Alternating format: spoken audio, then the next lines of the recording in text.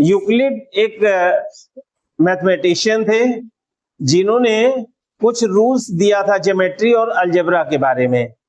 कुछ ऐसे स्टेटमेंट जो नेचुरली ट्रू होते हैं, जिनको यूनिवर्सल ट्रुथ कहते हैं, ऐसे स्टेटमेंट्स को एक्जियम कहा गया, जिनको प्रूव करने की जरूरत नहीं पड़ती है। यूक्लिड ने कुल टोटल 7 एक्जियम दिया था। इन्हीं 7 एक्जियम के बारे में आपको यूक्लिड ज्योमेट्री में पढ़ना है। और जब ज्योमेट्री के बारे में कुछ एजम्पशंस को पोस्टुलेट्स कहते हैं, 5 पोस्टुलेट्स को उन्होंने एक्सप्लेन किया था। तो सबसे पहले एक्जियम समझ लो। एक्जियम्स सेल्फ प्रूव्ड स्टेटमेंट को कहते हैं, self proved statement.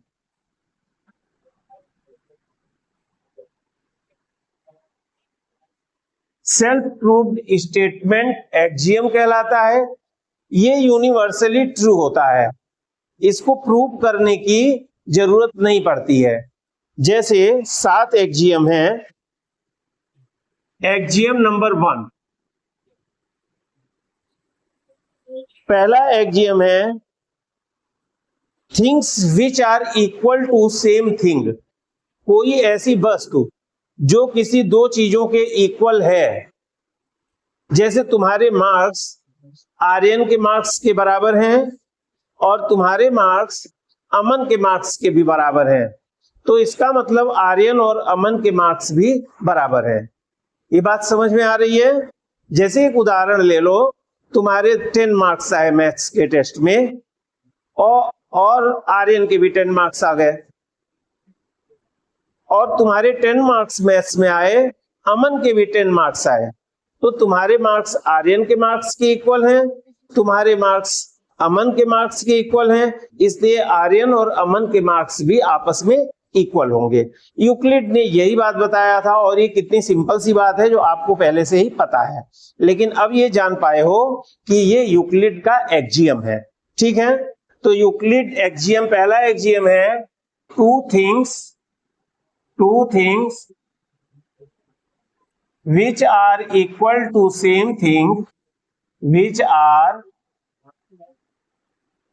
equal to same thing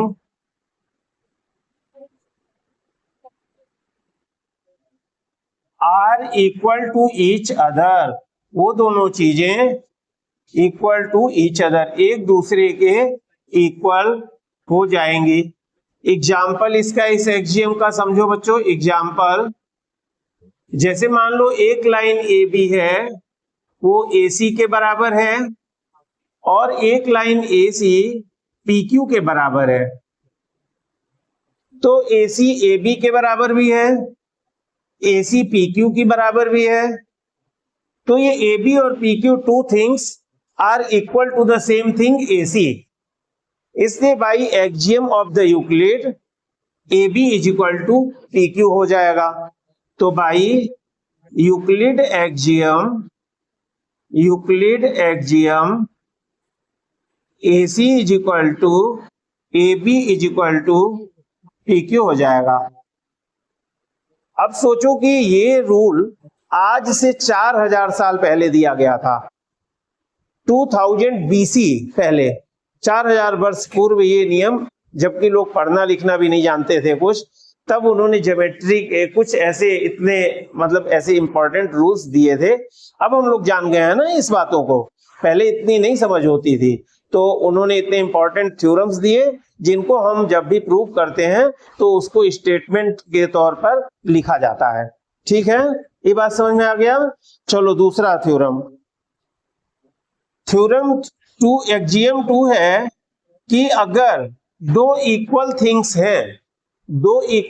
हैं, उसमें इक्वल ऐड करो, दोनों में दो इक्वल थिंग्स हैं उसमें इक्वल ऐड कर दो, तो जो दोनों का एडिशन है वो भी इक्वल आएगा।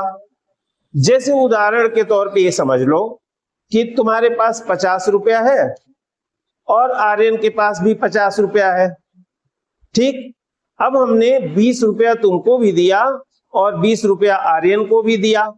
तो अभी भी आपके पास जो टोटल सम होगा और आर्यन के पास जो टोटल सम होगा वो दोनों आपस में इक्वल होंगे कि नहीं होंगे? होंगे कि नहीं बताओ? होंगे ना। तो इससे को बोला गया कि if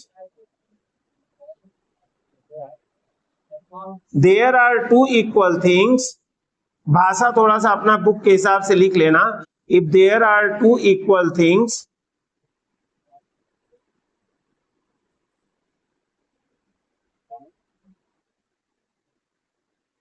and equal are added, दोनों में इक्वल नंबर जोड़ो, equal are added to both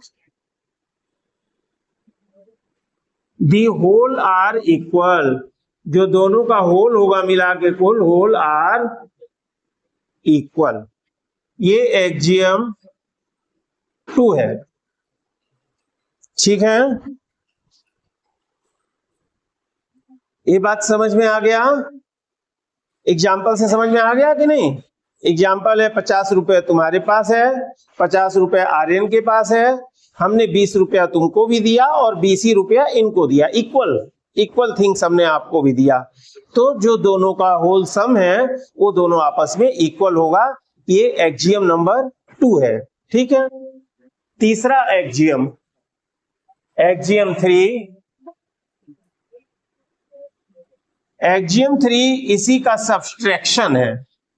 अगर 2 इक्वल थिंग्स में सेम चीजें सब्सट्रैक्ट कर दो तो जो रिमाइंडर बचेगा वो भी सेम आएगा।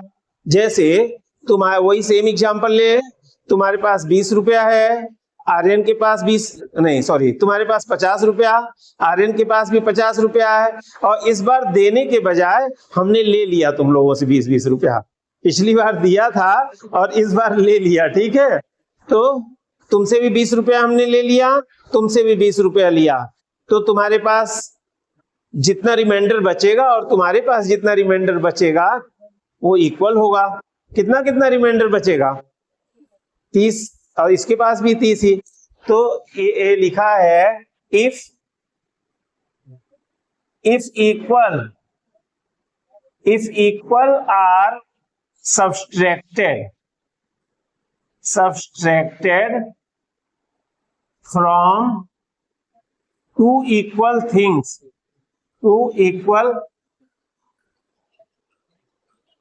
सॉरी बार बार फोन मत किया करो, ठीक है, पढ़ा रहा हूं अभी।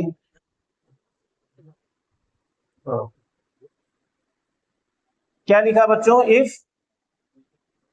If equal are subtracted from two equal,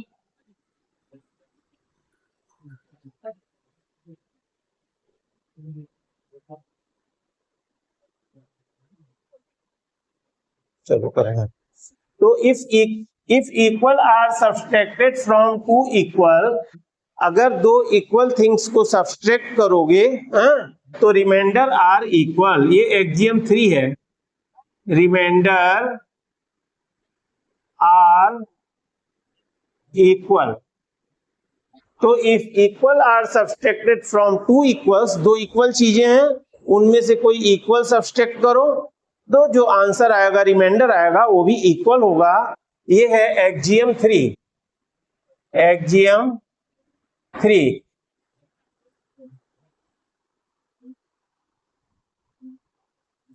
अब देखो parts, whole, the whole is greater than its parts. Whole मान लो ये कोई भी एक ऑब्जेक्ट है, ये पेन है और इसमें 2 पार्ट करो, ये 2 हिस्सा कर दिए, तो ये पार्ट भी होल से छोटा है और ये वाला हिस्सा भी होल से छोटा है, तो to whole is always greater than its parts. तो एक्जियम 4 है, axiom 4,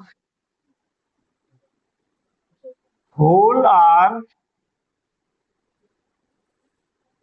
always greater than its parts.